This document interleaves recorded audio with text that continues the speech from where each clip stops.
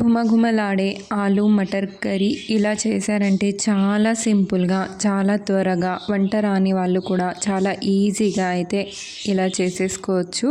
Chapati, rice ఎందులోకైనా best combination. So మరి late చేయకుండా వీడియో చూసేయండి. ముందుగా కడాయి పెట్టేసుకోవాలి. అందులో 2 to 3 టేబుల్ స్పూన్స్ ఆయిల్ వేసుకోవాలి. ఆయిల్ హీట్ అయిన తర్వాత సన్నగా కట్ చేసి పెట్టుకున్న ఆనియన్స్, పచ్చిమిర్చి వేసుకొని వీటిని 1-2 నిమిషాల వరకు బాగా ఫ్రై చేసుకోవాలి.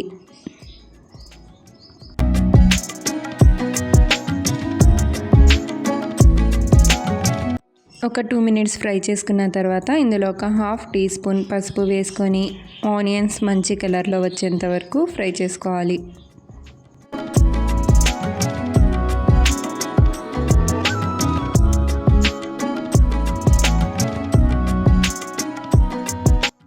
ఆనియన్స్ ఇలా మంచి కలర్లో వచ్చిన తర్వాత ఇందులో 1 టేబుల్ స్పూన్ అల్లం వెల్లుల్లి పేస్ట్ వేసుకొని అలాగే సన్నగా కట్ చేసి పెట్టుకున్న 2 నుంచి 3 టమాటాలను కూడా వేసుకోవాలి.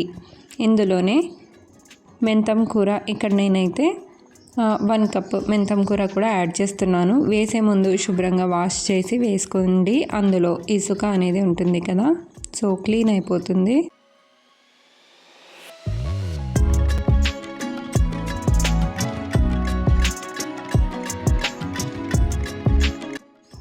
మెంతం కూర ఎక్కువ వేయడం వల్ల చాలా మంచి టేస్ట్ అనేది వస్తుందండి కర్రీలో. ఇది రోటీ, రైస్, చపాతీలో ఎందులో అయినా చాలా మంచి కాంబినేషన్. మెంతం కూర ఎక్కువగా వేసుకుంటే టేస్ట్ అనేది చాలా బాగుంటుందండి. ఒకసారి తప్పకుండా ట్రై చేసి నాకు కామెంట్ అయితే చేయండి. రోటీ, రైస్ ఎందులోకైనా మంచి కాంబినేషన్. ఇక్కడ టమాటాలు బాగా సాఫ్ట్గా మగ్గిన తర్వాత ఇందులో బఠానీ వేసుకోవాలి. సో ఇవి వచ్చేసి ఫ్రెష్ బఠానీ వేశాను. మీ దగ్గర ఒకవేళ డ్రై బఠానీ ఉంటే వాటిని ఓవర్ నైట్ సోక్ చేసి కూడా వేయచ్చు. సో ఫ్లేమ్ని అడ్జస్ట్ చేసుకుంటూ కుక్ చేసుకోండి.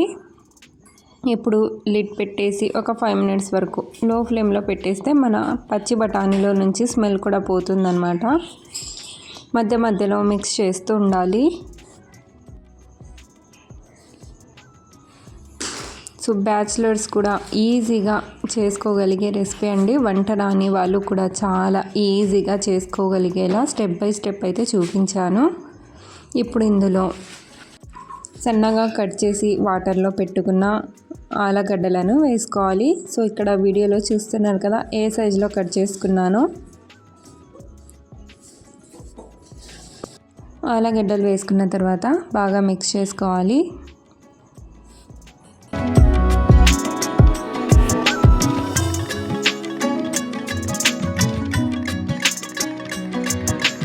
ఇప్పుడు ఇందులో మసాలాలు యాడ్ చేసుకోవాలి. సో 1 టీ స్పూన్ ధనియాల పొడి, కారం పొడి 1 టీ స్పూన్, లేదా మీ స్పైసీకి తగినంత వేసుకోవచ్చు.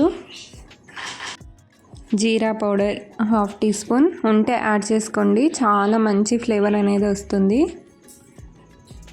ఇప్పుడు ఇవన్నీ బాగా మిక్స్ చేసుకోవాలి.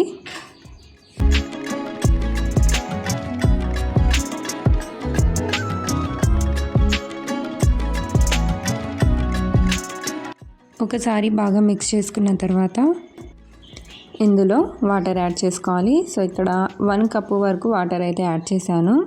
అలాగే ఇందులోనే రుచికి సరిపడినంత ఉప్పు కూడా యాడ్ చేసుకోండి. వాటర్ యాడ్ చేసుకొని ఉప్పు కూడా యాడ్ చేసుకొని బాగా మిక్స్ చేసుకోవాలి.